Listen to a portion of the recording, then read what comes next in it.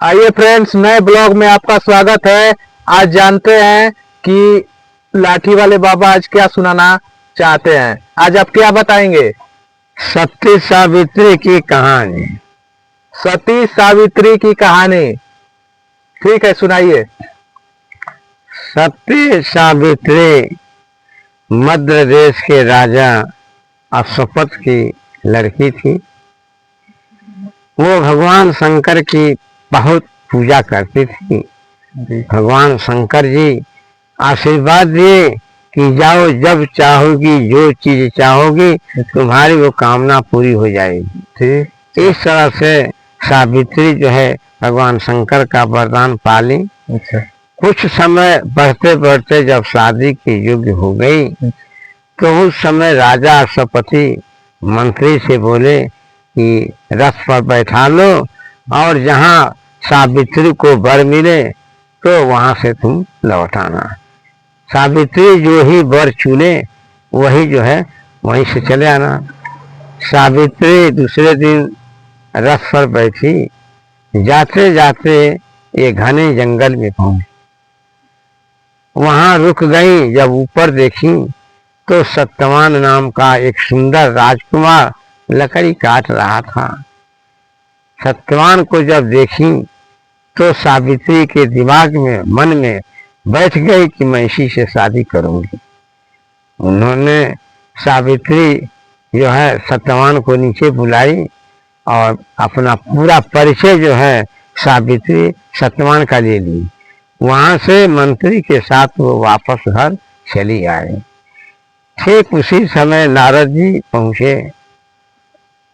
राजा ने बताया कि सावित्री वर ढूंढने गई थी, आ गए।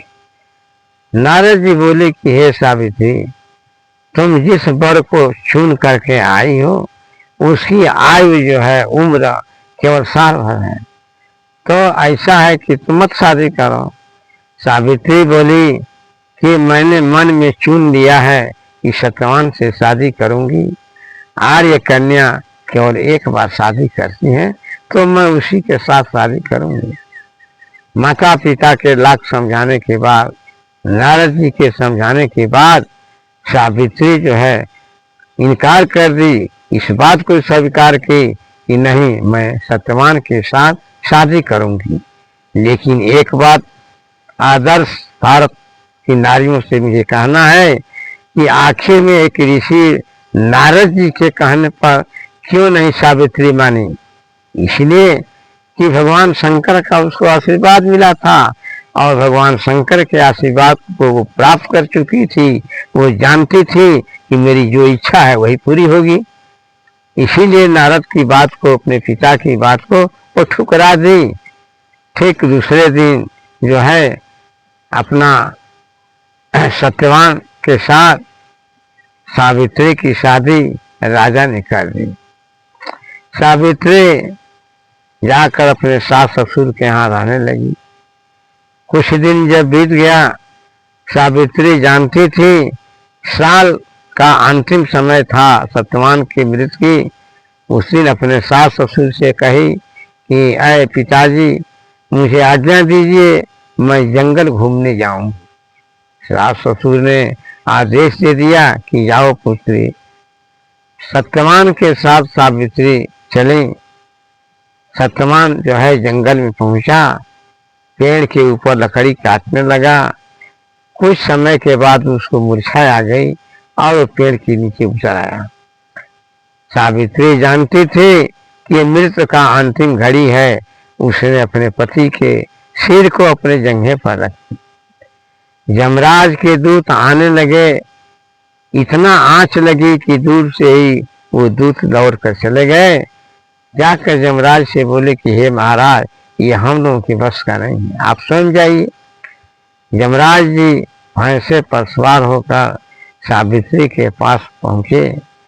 कहे कि अरे बेटी सावित्री, तुम सत्यवान के प्राण को दे दो, आज उसका अंतिम समय है। बहुत अनुनय विनय करने के बाद सावित्री सत्यवान के शव को अपने जंघे से नीचे कर दी। यमराज सत्यवान के प्राण को लेकर चलने लगा। सावित्री धीरे धीरे पीछे चलने लगी। कुछ दूर जाने पर यमराज देखे कि सावित्री आ रही है। बोले, आई बेटी, तुम कुछ वरदान मांगो, लौट जाओ। सावित्री अपने बुद्धि के अनुसार पहला वरदान मांगी कि अगर मुझ पर प्रसन्न है तो मुझे ये आदेश दें, कृपा करें कि मेरे पिता की जो है पुत्र पैदा हो जाए और उनका राजपाट मिल जाए। धर्मराज बोले, ए मस्त। इसके बाद जब कुछ दूर फिर चलने लगे, फिर सावित्री जा रही थी। यमराज खड़े हो गए, बोले कि सावित्री एक दूसरा वरदान मांग लो, लौट जाओ। सावित्री बोली कि महाराज अगर प्रसन्न है तो ये वरदान दीजिए कि मेरे सास ससुर अंधे हैं, उनकी आंख ठीक हो जाए और दुश्मन जो उनका राज छीने हैं वो वापस आ जाए। तीसरी बार फिर यमराज के पीछे पीछे सावित्री जाने लगी। सावित्री को देखकर यमराज बोले कि बेटी, अंतिम तीसरा वरदान है, मांग लो। सावित्री बड़े विनम्र भाव से बोली कि महाराज यदि मुझ पर प्रसन्न है, वरदान देना चाहते हैं तो ये वरदान दीजिए कि मैं पुत्रवती हो जाऊं, यानी मेरा लड़का हो जाए। यमराज बोले, ये हुआ। यमराज फिर चलने लगे, सावित्री पीछे पीछे चलने लगी। तीसरा वरदान हो चुका, लेकिन भगवान की मर्जी। वहां जब देखे कि सावित्री आ रही है, यमराज कड़क कर बोले कि सावित्री अब नरक कुंड आ गया, ऐसा है कि लौट जाओ, नहीं तो मुझे श्राप दूंगा, मैं श्राप दूंगा, जल जाओगी। हाथ जोड़कर सावित्री बोली, अरे महाराज, आपने मुझे कहा था कि तुम्हारा लड़का हो जाए और मेरे पति के प्राण को लेकर जा रहे हैं, ये बताइए संभव है मेरा लड़का होगा? यमराज वही हार मान गए, कहे कि जाओ बेटी जाओ, तुम्हारी जय हो, तुम्हारा पति जीवित हो जाएगा। सावित्री वहां से चली और अपने पति सत्यवान के पास जब पहुंचती है तो तुरंत सत्यवान जो है जग जाते हैं, चारों तरफ देखते हैं। अब इसके बाद कथा नहीं बताई, सावित्री उनको लेकर घर जाती है। जाकर देखती है कि मेरे सास ससुर की आंख ठीक हो गई, सारा राजपाट मिल गया।